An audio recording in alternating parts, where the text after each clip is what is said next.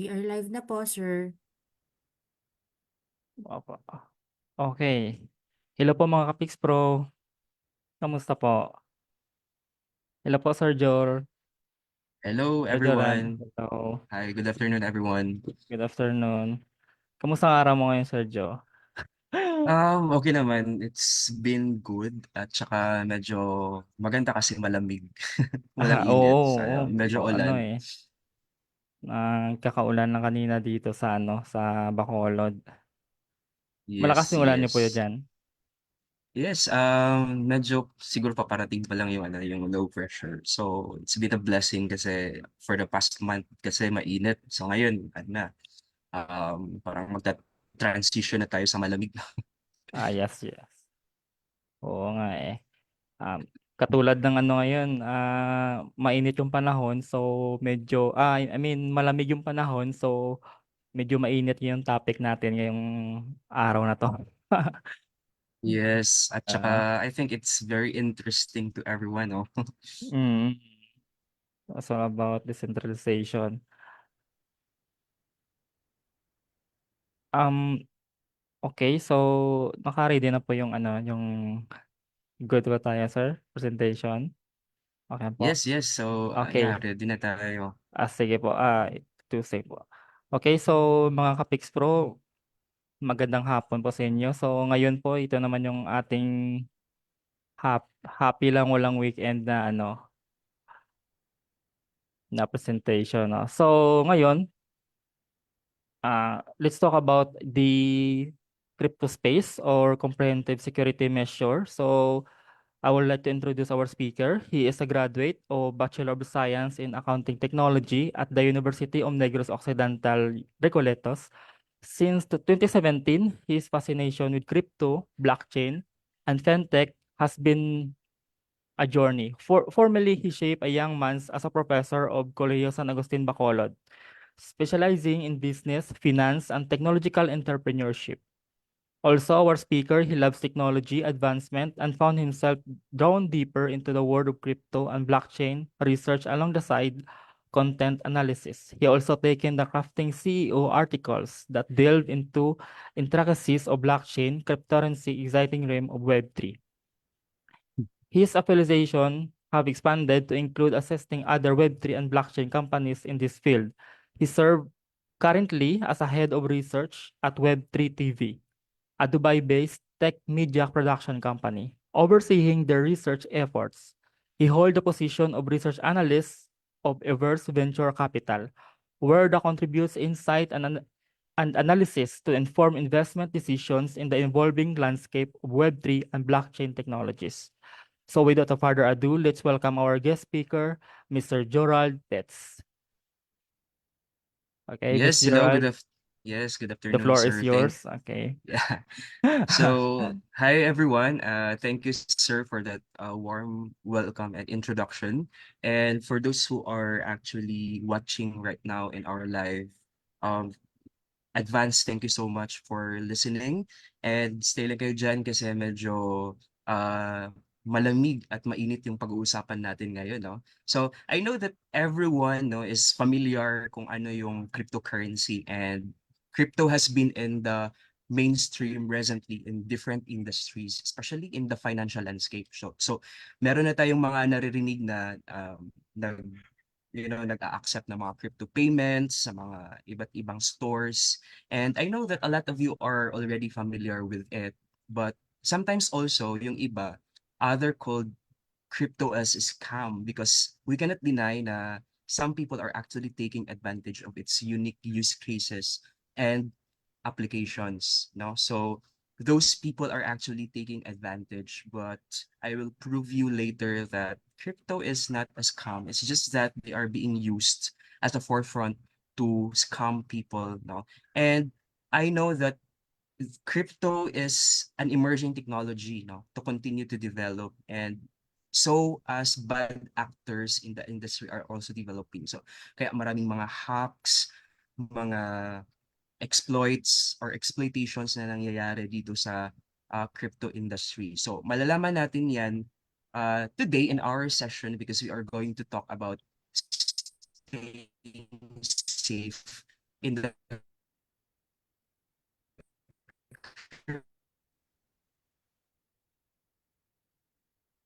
naman no, ang ating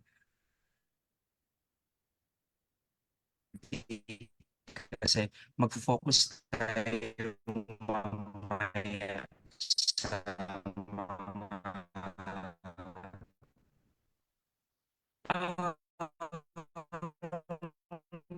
safety measures, no? But of the crypto landscape and its nature. Second, you will identify the technology behind crypto.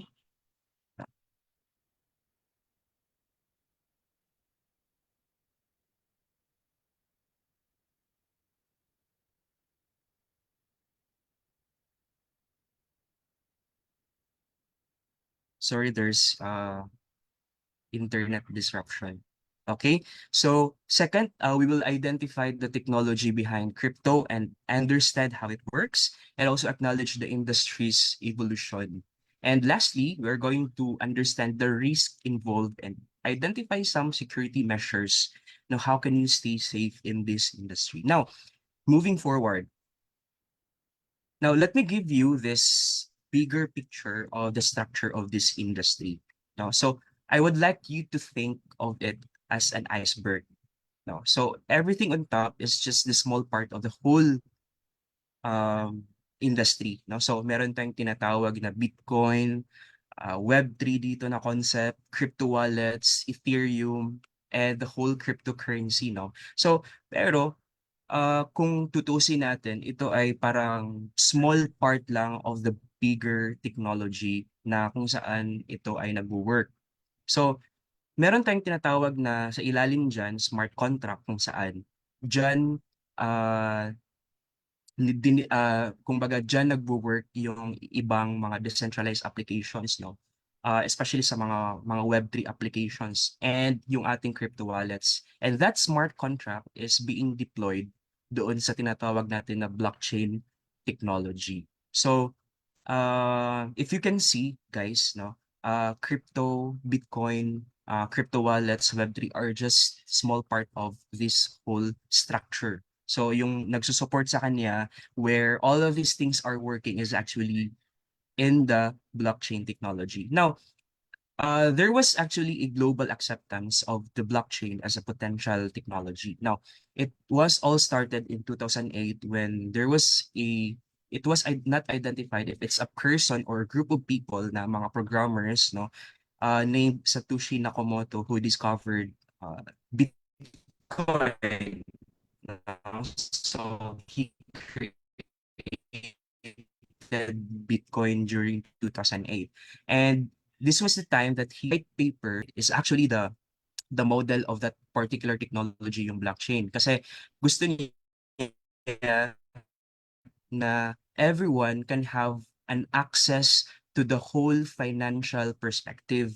Kasi nga, yung nangyari noong 2008, there was an economic crisis, right? And there was a market manipulation. So I think this was wants us to have an access. So that's why yung concept niya is decentralization. Kumbaga, peer-to-peer, diretso, wala ng third party. And recently and presently, no, hanggang sa 2004, there's a lot of development in this technology, no? So meron tayong at Ethereum, lumabas yung Ethereum, si Tesla, si Amazon, Citibank, si El Salvador nag-accept na ng Bitcoin as a legal tender. So lumabas na yung mga digital arts, may tinatawag tayo na blockchain gaming, decentralized finance, metaverse, AI, yung mga Web3 browser to beyond just cryptocurrency. So ito yung pinaka-concept niya, no? Yung crypto ay hindi lang siya yun yung pinaka-use case ng blockchain technology. Kumbaga, na meron na tayong decentralized internet, yung tinatawag natin na Web3, no? So, everything. So, pero, yung pag-usapan natin is yung cryptocurrency, no? Kasi ito yung pinaka first use cases. So it's important kasi to revisit the nature no of this digital asset, which is the currency now, and also what makes it unique. Okay, so now what is really cryptocurrency? So in your screen, it's actually a digital or virtual currency. No, so that means there is no such thing as that are existing. But the unique feature here is that it is secured by cryptography. Kaya nga siya tinatawag na crypto, kasi it derives from the IT term which is cryptography. Yan. So, pero ano ba yung cryptography? Paano ito nag-work? So, yung cryptography is, I would like to simplify this now to you. So, like for example, there is a message, hello, no? Tapos, yung hello, gusto mo siyang i-message dun sa kakilala mo. This hello, this word will be encrypted. So, mako-convert siya into codes, unique codes, and there are algorithms there sa gitna, and then it will be called ciphertext. So, pag dumating na yung ano, pag dumating na yun yung transaction na yun, yung hello na yun doon sa isisendan mo, mako-convert siya into again the real world, no? So there is a private key na ikaw lang yung makakapagsusi nun, tsaka makapagbukas para ma-decrypt siya. So ikaw yung makabasa. That means yung hello, yung cryptography refers to the practice of a secure communication. So, without the intervention of third party. So, yun yung minsan 'di ba na nasisira yung relationship kasi may mga third party, may bumabasa sa mga joke lang no. Pero when we are going to convert this into something that is transaction, we are referring to a secured transaction. So there is a security there sa gitna na nangyayari. So that was the problem no of centralization kasi there is an authority that is holding your data, right? And with this kind of technology, we are actually, shifting to the concept of the principle of decentralization. Kasi when you say decentralization, it's the opposite of centralization. That means everything is distributed to all the people, no? Everyone must agree. Pag may isang hindi mag-agree, wala na yan. Right? Whereas pag centralized kasi, no, isa lang yung may authority. Now, paano ito nag-work lahat? So this is because of the blockchain technology. Okay? Now, ito yung technology behind ng cryptocurrency. Okay? So, this is just like your ordinary database actually that can record or store data no sa mga ano natin sa mga traditional database kasi there's only one person holding the data no and could subject to manipulation no or changes of data so hindi mo malalaman right but just think of a Google Sheet today no na pwede siyang ma-share sa lahat at saka pwede siyang ma-open right and anyone can see so blockchain is something like this the data is shared and distributed to everyone. But this time, it cannot be changed and it cannot be tampered. Okay? It's irreversible. And though it is decentralized. Yan yung beauty sa blockchain. Okay? Now, it's a distributed database. That means dinidistribute yung data to all the computers around the world. At saka yung tinatawag natin na nodes. Yun yung nodes. Term natin no nodes. And if no, yung authority ay nasa gitna, these are traditional institutions while yung distributed database natin, yung mga Web3 companies na gumagamit ng mga sa ginagamit nila sa industry, no. If you have seen the infographics, everything is distributed, no? Yung may calculator na image at saka yung may pera na image or icon. Oh, it's distributed all over the computers. So, yun yung concept dyan. Now, pero how can we ensure no the integrity of data sa blockchain? Meron tayong tinatawag na consensus mechanism. So, ano ba ito? It's a protocol that brings all nodes of a distributed blockchain network into agreement on a single data sheet. So, that means, guys, no, hindi magpo-proceed yung transaction pag hindi nag-a-agree. Consensus nga siya, no? Pag sabihin natin consensus, di ba? In the traditional way, manghihingi ng ano, ng opinion, for example, 'no, sa lahat ng mga members. So 'pag hindi nag-a-agree yung lahat, upon the consensus, so hindi rin siya mag-proceed, no, or invalid yung agreement na yon. Okay? So ano yung ginagawa dito, no? So they ensure that all nodes or the computers in the network have the same copy of that particular transaction, which contains the record of all the transactions. And they ensure that all nodes, no, na recorded dito sa lahat ng computers. Now, like for example, ito. So, si Jan, for example, magsisend ng pera, Bitcoin, 10 Bitcoin sa kay Rose. So, yung Bitcoins na yun is pupunta siya sa lahat ng mga database, no? So, yun yung tinatawag natin na nodes sa bilog sa buong mundo, no? So, if there is miners or mga rigs dyan sa mga Australia, Russia, Texas, US, no? So, pupunta yan lahat dito yung records na to at saka i-validate nila. So, sir, what if there is one computer na 9 Bitcoin lang yung papasok? So, automatically, hindi siya mag-proceed, i-reject yung transaction. So, but if it's valid, then pupunta siya dito sa blocks, yung valid transactions. So, aantayin yung blocks na to na mapuno ng valid transactions at saka siya i-chain. Okay? Kaya siya tinatawag na blockchain. Kasi chine-chain niya yung mga blocks of valid transactions. And once these transactions, no, pupunta na dito sa chains of transactions, hindi na siya pwede ma-reverse. Hindi na siya pwede tawag dito, hindi na siya pwede mauulit or hindi na siya pwede ma-tampered. It's immutable, no? So, hindi na siya kayang ma-manipulate yung data na yan. Okay, so yun yung power ng blockchain. Now, if we are going to try to see, no, crypto as an asset, okay, in the global perspective, in 2014, crypto is nothing. Okay, in 2018, it reaches up to $850 billion in terms of market capitalization. So when you say market cap, guys, it's a measurement of company size and worth, no? Diyan mo masusukat yung value ng isang company, no? If you're going to talk about capitalization. So in 2021, crypto reaches up to $3 trillion. Can you just imagine, no?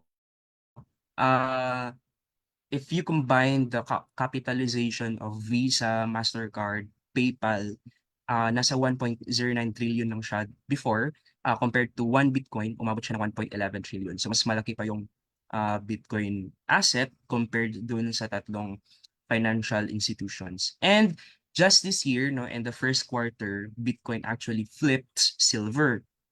Okay, so na ano niya si silver, no, umabot siya ng hanggang 1.4 trillion dollars for the first time in the history, no, na unahan niya si silver. So but still gold is the current, you know, top asset natin, no, followed by Microsoft.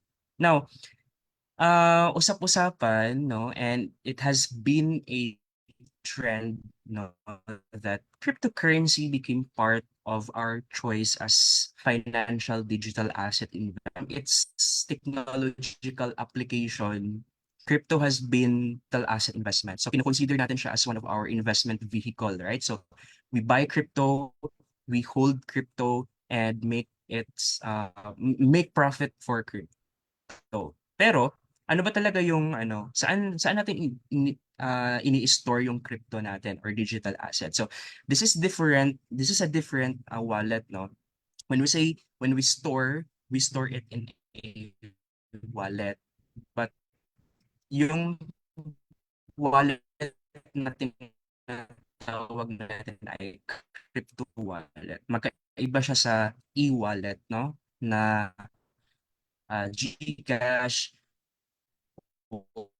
or whatsoever, Paymaya, characteristic yung tinatawag na crypto wallet natin, no? So, store it in a crypto wallet, okay? And a crypto store and facilitate transactions involving digital assets, no? Like Bitcoin, Ethereum, and other cryptocurrencies. And also this wallet, nagre-rely siya sa mga private keys, meron din siyang passwords, no? To grant you an access yung sa digital assets mo. Okay? Now, meron tayong types of crypto wallets or Web3 wallets. Ito yung desktop wallets, mobile wallets, cold wallets, hot wallets, online web wallets, paper wallets, hardware wallets, and Bitcoin wallets. So all of these types of Web3 wallets can be usable, no? Pag mag-store ka ng digital asset mo. Okay?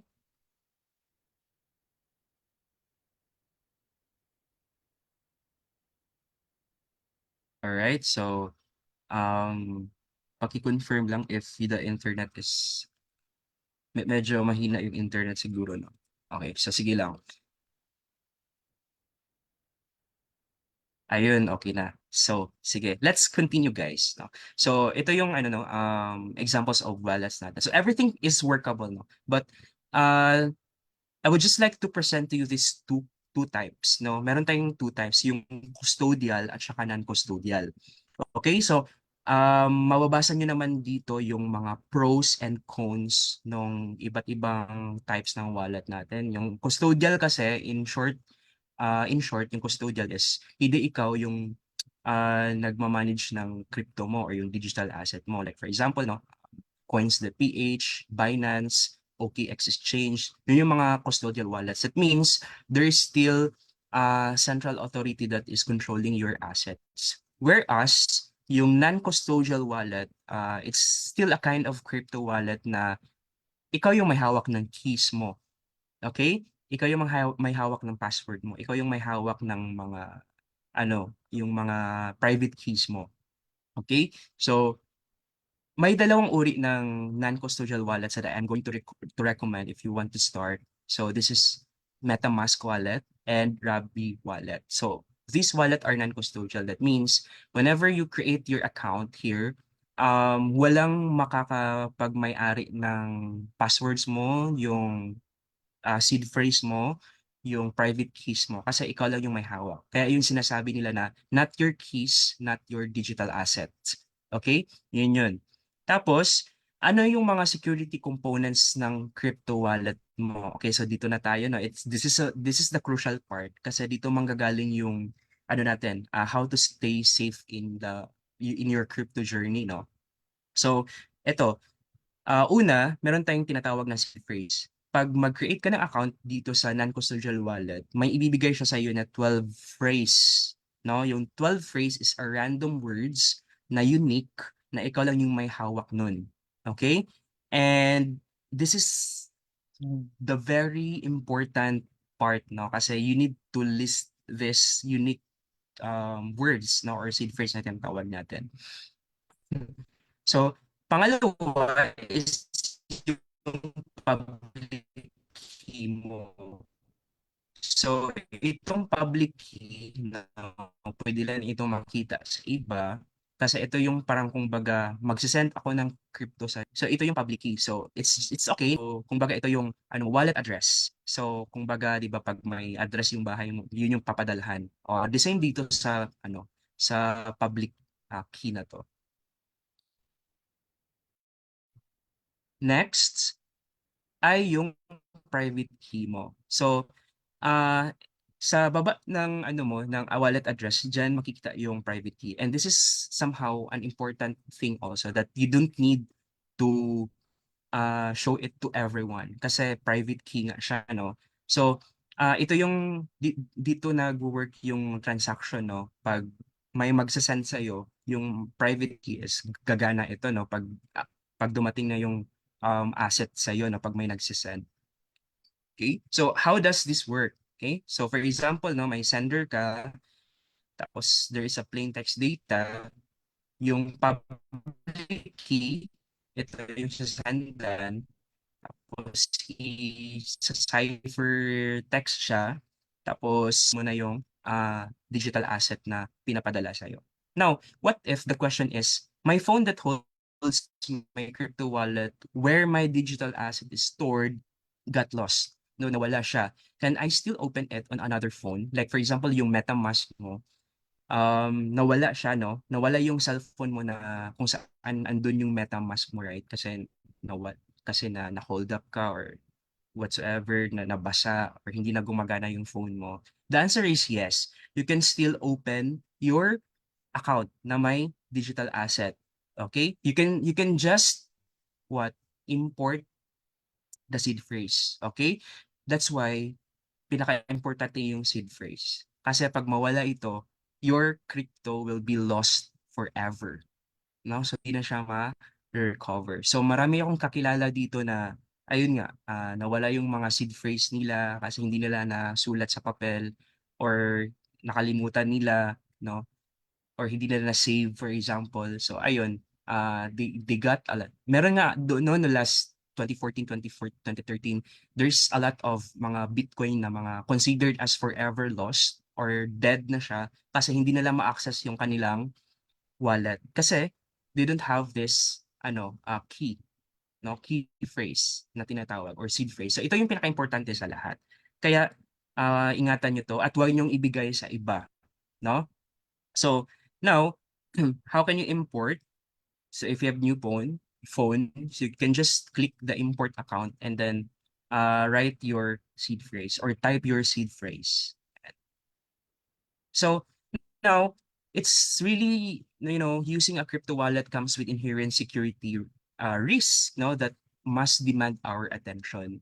And we know that the crypto community is a generally supportive space, but we must also acknowledge that the unfortunate existence of individuals na with malicious intent na who would take advantage of our hard-earned funds from the others. So, kung baga, habang nagde-develop yung technology na to, nagde-develop din yung kanilang mga skills to hack or to scam people, no? Sa pamamagitan ng mga technological advancement na ginagamit nila, no? So, that's why it's crucial to stay informed about the security tips for crypto wallets, no? To ensure your funds remain safe. So, we need to be aware of vulnerabilities in software or applications, yung loss of access natin, yung choosing reputable wallet, if this wallet is really legit or not, di ba? Insecure export of mga private keys natin. And of course, yung pinaka-important sa lahat is yung thorough research, no? So, yung mga significant security measures, no, I would like to give this to you, some tips. No? So you can set up a secure wallet first. No, you need to have a strong passwords. To be honest, now your password is your primary line of defense, right? Um, ano pa, generate long, complex, and unique passwords using tools like password generator, no, to ensure the security of your crypto wallet. And also, enable multi-factor authentication. So, meron tayong tinatawag na two-factor authentication, di ba, sa traditional. Pero dito sa crypto, meron tayong multi-factor or multi-signature. MFA provides an additional layer of security, to be honest, no? Kasi even if someone gains access to your password, for example, they cannot access your assets without the second or third authentication factor. So I think the Rabi wallet has that, and I think the MetaMask as well, no? And you can set up on that sa wallet na yan. Okay? And also importante yung backup recovery, no? Backup act as your safety net, no? So regularly back up your wallet information to ensure you can recover your assets in case of unexpected events. So like for example, yung seed phrase mo na 12 words, no? Yun yung pinakamahalaga. Always back up on that. Kung meron kang copy sa bahay, dapat meron ka ding copy sa office mo or whatsoever na strategy that you can easily access if mawala yung yung phone mo or yung laptop na dina-downloadan or ini-installan mo ng crypto wallets mo. Yun.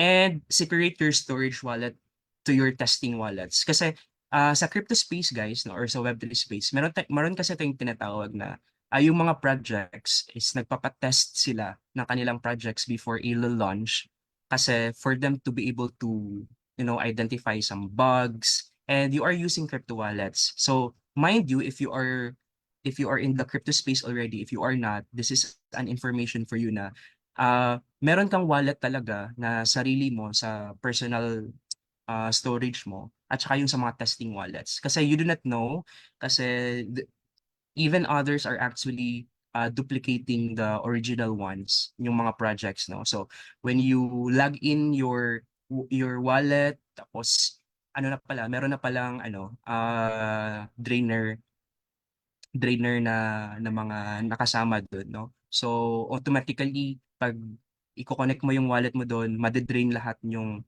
nasa ini-store mo na digital asset. So mawawala lahat. So ayun, mahahack ka. Yun. So it's better to separate your storage wallet, your personal, at saka yung sa mga testing wallets nyo. Especially sa mga airdrops, no, sa crypto. Next, defend against phishing and social engineering, no? Always recognize the phishing. This is very common, especially sa traditional ano natin, no, na ginagawa natin, no, sa phone natin, sa email natin, no.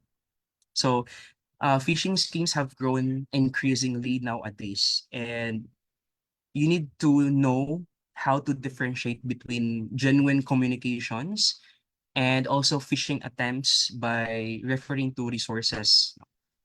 Uh, Ngayon, no, matalino na yung mga hackers kasi minsan pareho talaga yung mga URLs and they're just changing the dot, no? Pero hindi mo alam na fake na pala yon, right? So they are imitating the original genuinely as if it appears like it's true pero phishing na pala, no? Social engineering awareness. Be vigilant against social engineering tactics. Hackers might impersonate trusted entities. Ito yung sinasabi ko, no? Or use emotional manipulation, no, to gain sensitive information, no. So merong baka makaawa, for example, no, tapos hindi natin alam, nagki-click ka diyan, tapos pupunta na ka pala sa ano, sa scam site. Tapos made-drain lahat ng mga laman ng wallets mo, no. And also to gain information. So awareness is your best defense. Okay? And also pala guys, no, I would not recommend you to connect to the public Wi-Fi if you have crypto wallet sa phone mo. Kasi yung kilala ko kasi, no, after niya nag-connect sa isang restaurant and hotel, pag kinabukasan, nawala na yung ano niya, storage. And he is speculating na doon niya nakuha yung ano nun, yung phishing na yun. Kasi nag-connect siya sa public Wi-Fi. So, never connect to the public Wi-Fi, no? And that's very important. And also, lastly, monitor and stay informed. Okay? Make our routine checks. So make it a habit to periodically check your crypto accounts, helping you to detect and address mga unauthorized activities promptly. Yan. And also stay ahead of the curve, no? So the crypto landscape is dynamic, and staying informed about the latest news, security updates, and potential threats will surely ensure you're always one step ahead of those malicious actors. So, kumbaga, pag naging advance yung mga malicious actors, dapat maiisahan natin sila. Dapat magiging wise din tayo sa kanila, no? So, yun yung pinaka-sandata natin dito. Kasi if you don't give something, 'di ba? Walang mawawala sa no? Kaya yun yung always natandaan natin. And respond to security incidents. Make an immediate steps, okay? So time is of the essence. So if you suspect a breach, mga secure assets, change passwords, and assess to the extent of the breach immediately. So change passwords automatically.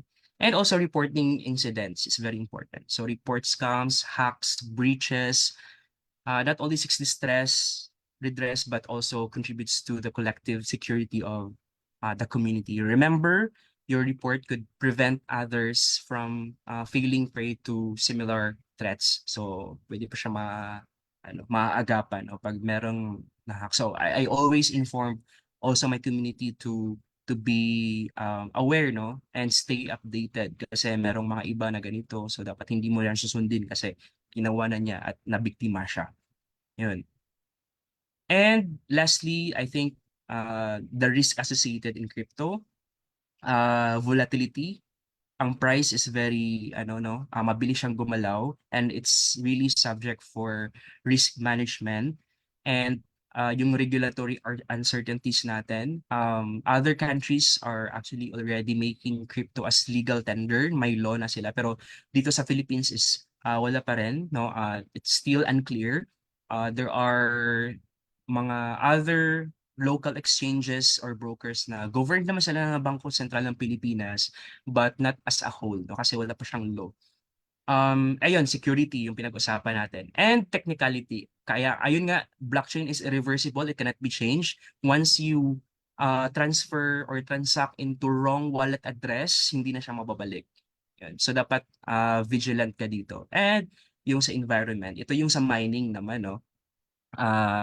They have said that Bitcoin has caused a lot of climate change because of the use of large electricity, ano, na magagawa siyang fossil fuel and it will go to the atmosphere and it creates climate change, no? So, but there are already mga mining facilities na gumagawa ng mga sustainable energies. So they are using solar panels, mga windmills, to mitigate the impact of the environment. So the question is, or the statement is, I am now ready to start my crypto journey. Or are you ready to start now your crypto journey? So if yes, then it could be better, no? If it's good, then if you are ready, then why not, right? Why not try on it, no? So as the world of cryptocurrencies continues to evolve, so that's also the threats, no, aimed at your digital assets. So, guys, implementing strong security measures for your crypto wallet is paramount in also protecting your investments, right? So, by following those security steps that I have mentioned, you can significantly reduce the risk of falling victim to cyber attacks and also safeguard your wealth for the long term, especially for us now here, the Filipino community who is really involved in cryptocurrency.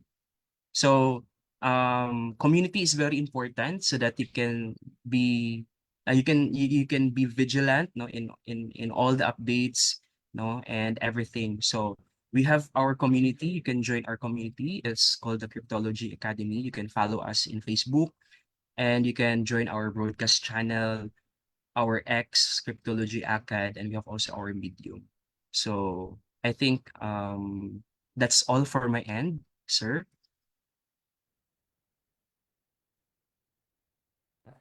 Ayan, okay. Na-open ng mic ko eh. Okay, so thank you so much, Sergio, no, for your inputs about our presentation about the crypto. So medyo liwanagan na yung ano namin about the ano about the cryptocurrency. Opo. Mm. By the way, before anything else pala, I would like to greet yung mga Pix Pro natin doon sa Calapan City, Oriental Mindoro. Hello po, Calapan City. And also meron po tayo sa ano, GMA Cavite po. Okay? Sir Aresto, hello po. And ang dami pala tayong ano dito ngayon, no? DepEd Valenzuela. Good afternoon po sa mga taga DepEd Valenzuela dyan. And Bukidnon. And also from the Puerto Princesa. Hello po, good afternoon po sa inyo. Okay, so meron pa tayong question po dito, sir, about sa ano. By the way, Sir Joe, nice topic po 'yung about sa crypto ah. Napaka ano po. Kailangan talaga natin 'yung ano, tawag dito community. Community is very important sa atin para also to be aware of what is happening around the crypto world.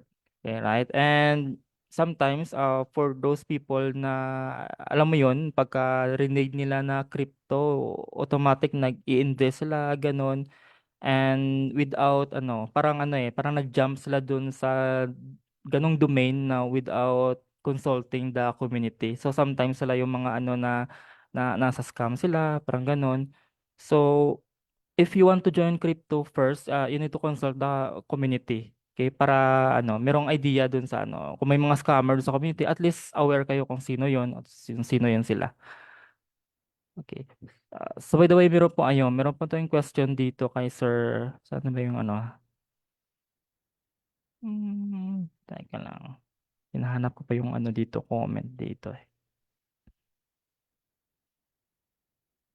Hindi ko na Ay, save, marami kailangan. marami pa lang nanonood sa atin ngayon, sir, 'no? Ah, yes po, opo. Kalapang. Teka lang.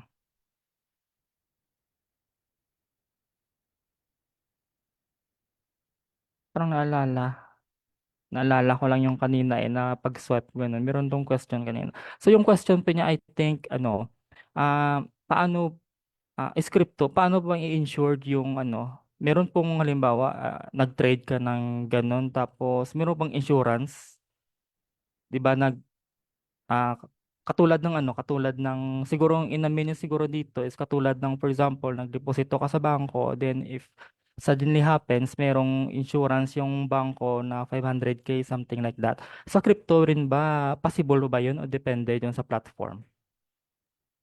Actually kasi, to be honest 'no, when we are talking about, banks, obviously banks are actually regulated, 'di ba? So Ay, merong mga policies at saka laws na nag-aabay dito sa mga banks. So as what I have said a while ago na, crypto in the Philippines is not yet regulated, and it's still far from having its laws kasi our government is still debating on it.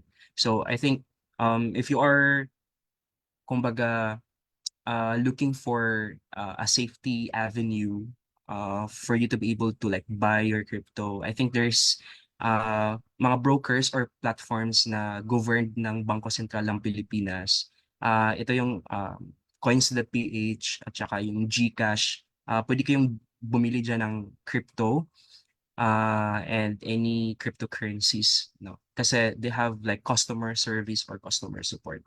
So, yung ano naman, yung disadvantage naman dun sa diniscuss ko kanina, yung non-custodial wallet, yun yung ano, yung decentralized talaga.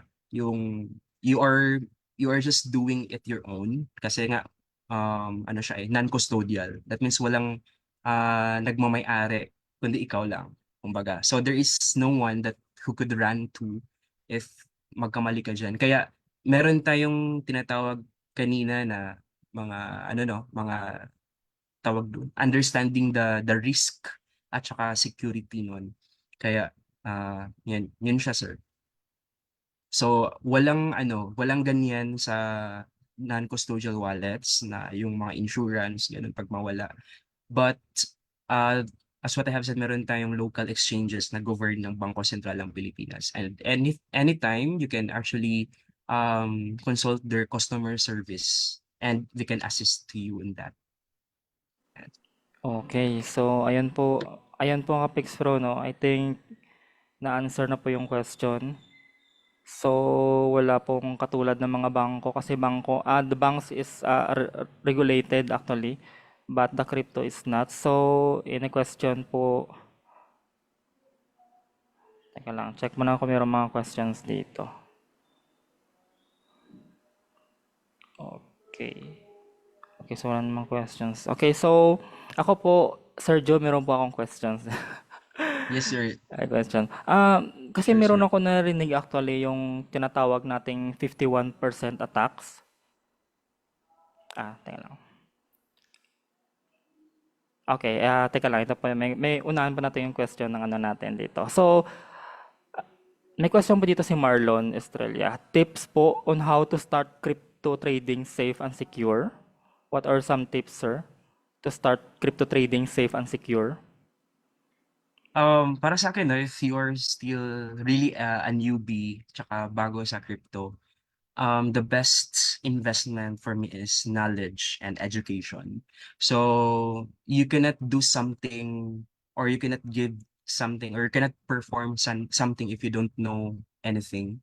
So I think you need to first understand muna yung market yung financial market ng cryptocurrency kasi trading no you are referring to trading yung price ng crypto is very volatile meaning pwede kang mag-instant na, tawag dito, pwede kang mag-instant na, yayaman, tsaka pwede kang mag-instant na, magiging mahirap 'no. Kasi nga, very, ah, tawag dun sa Tagalog, malakas gumagalaw yung presyo ng ano, yung cryptocurrency. Kaya pwede kang matalo in an instant at saka pwede kang manalo in an instant. Ayun lang yung pinaka-tip ko talaga, primarily or initially. You need to really study first, no? Understand how it works, ang crypto market. Yun. Marami namang ano diyan, no, mga courses sa trading sa YouTube, no? So, all just need to do is to really study first. Kasi ako noon, nung pumasok ako sa crypto, marami din akong hindi alam, eh. And then I have tried, no, with it kasi based ako sa pride ko, no, na alam ko na 'to pero hindi pa pala. I lost din, no, sa trading. So, and I have realized na I have done something wrong. So, hindi ako nag-study. Kaya, ayun.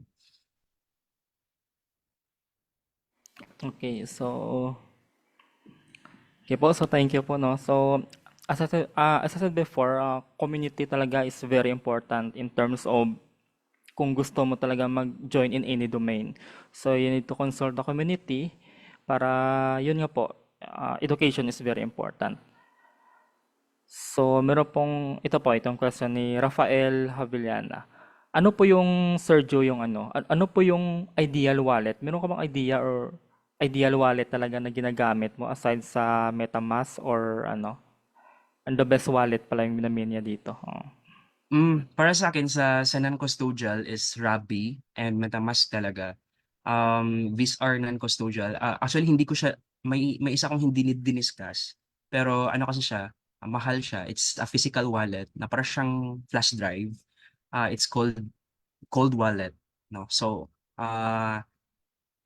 yung kagandahan kasi ng cold wallet like mga Ledger, no, and Trezor is hindi siya connected sa internet. So, you can only use it, no, pag ano siya, pag magta-transfer ka na ng asset mo from that particular physical wallet. Para siyang flash drive, no, yung itsura niya. Meron ako niyan.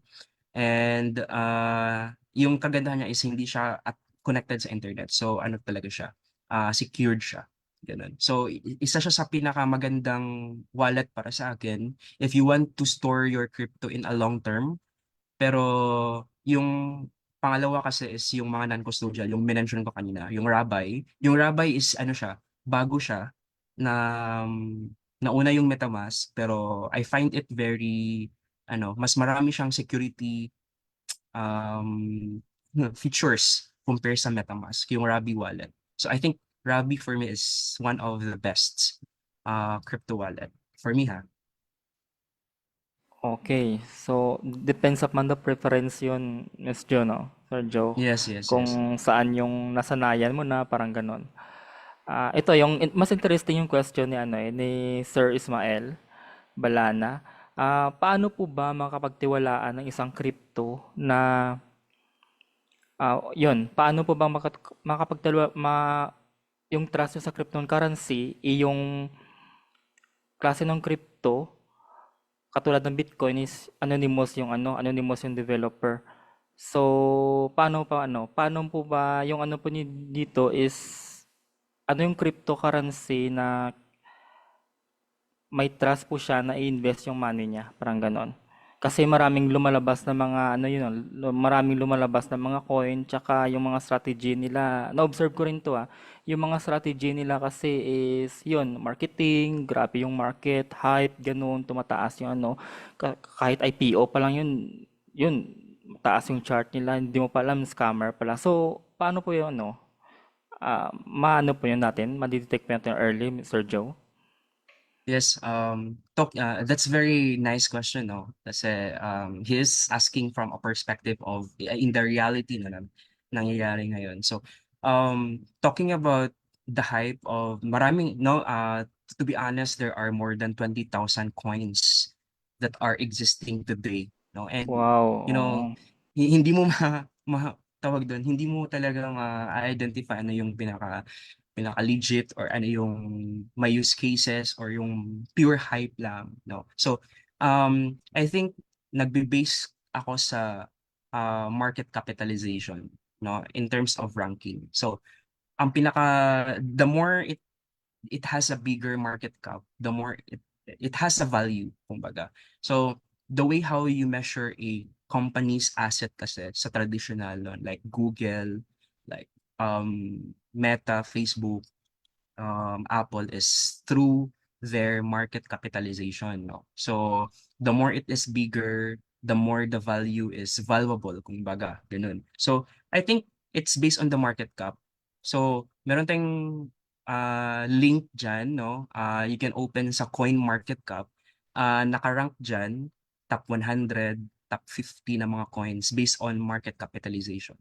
So, um, ang number one is ang Bitcoin, followed by Ethereum. So, I would like to address the first question, which is, how can we ensure that Bitcoin is legit since anonymous naman yung gumagawa nun? So, actually, no, para sa akin, no, yung paggawa niya ng Bitcoin is just a tool to test the blockchain technology. Kung baga, the first use case of blockchain is the Bitcoin. Yun siya. Until such time that there was a belief, no, the demand increases, no, na okay, Bitcoin could be the future currency, no? And it's indeed, no? Sino namang mag-aakala na yung $1 na Bitcoin noong 2011 ay magiging 4 million per Bitcoin ngayon, no? It's because of the demand, no, and the belief of the people that it can solve real issues in the future, no, with its technology, the blockchain. Yan. So, paano siya? Kasi ano naman, anonymous.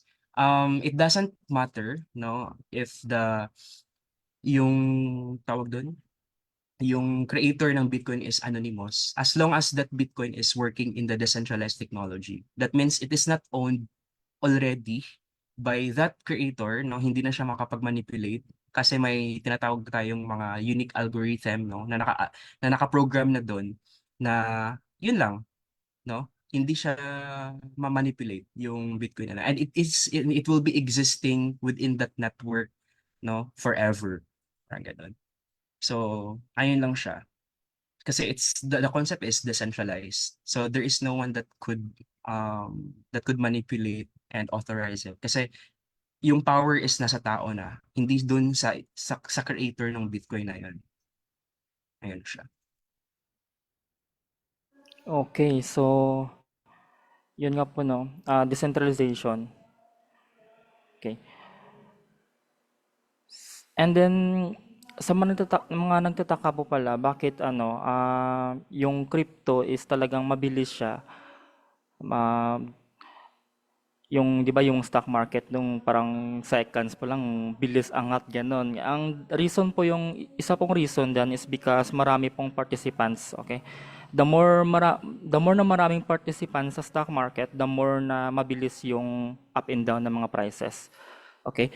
And according dito kay ano, kay meron pa tayong mga whales, okay? So yung whales, yung alam mo 'yun, yung halimbawa, yung isang person, malaki yung hinahawakan ng ano. At yes, tama po yung sinabi niya kanina ni Sir Joe na i-check po natin yung capital niya, capitalization. Because if the company is serious about the crypto world, they need to invest more doon sa ano.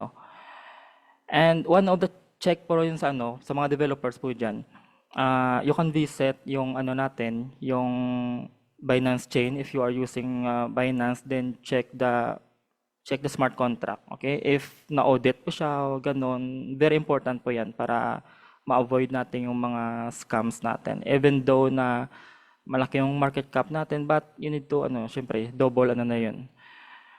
Okay? So, okay, so may question pa po ba? Meron pong ano dito. Okay, so meron po ang ano. Okay, ito po yun. Yung last po. Last question na po ito sa ano. So yung cryptocurrency po ba is accepted po ba doon sa stores, malls as payment? As of now, dito sa Philippines is merong mga nag-a-accept pero kaunti pa lang. And dito sa Philippines is meron na pero kaunti pa lang. Dito sa Bacolod meron na din. I found some stores like KKB, yung isang hotel dito sa Bread and Breakfast. They're accepting Bitcoin. And I think generally no hindi pa talaga ganun no. Kasi Bitcoin kasi is parang siyang gold no. It's a store of value.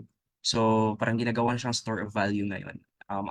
Rather than making it as a mode of payment. So, kasi nga volatile ang crypto. But there are other coins, especially yung stable coin na tinatawag natin. It's a $1. It's a crypto, still a crypto. But it's backed by $1. It's backed by a dollar value. So, one USDT, yung tawag niya, no? Uh, is equivalent to $1. But it's in crypto. Yun siya. Yun yung kadalasan na ginagamit as payment kasi hindi siya gumagalaw. Pero it's working in the smart contract and blockchain. Ganun siya.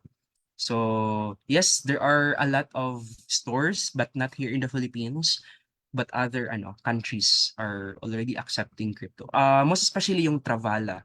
No, Travala is a company, ano siya, parang booking company sa mga airlines, and they are accepting mga cryptos as payment, no, 'pag magbo-book ka ng, ano mo. So meron kang mga cash rebates, percentage, no, if you are going to use, Travala, no, as crypto payment. Okay, so yun yun. Okay, so thank you for so much, Mr. Joe, sa topic po natin ngayon. Sure, sir. Okay, so marami tayong na-learn ngayon sa mga crypto. Meron nga isang commenters dito eh. So, very ano siya kasi, alam mo yun, dalawang crypto platforms yung naka-open pala niya sa while nanonood sa atin. May mga ano siya, nagtitrade siguro to. Oo. Okay. So, staying safe in the crypto space and comprehensive security measures. Thank you po so much, Jor Perez. So, sa next Friday naman po, kita-kita-kits na lang po tayo ulit dito sa ating every Friday sa Pix Pro. Dahil sa Pix Pro, happy lang, Happy lang, walang weekend. weekend. Thank you po. Thank you so much po.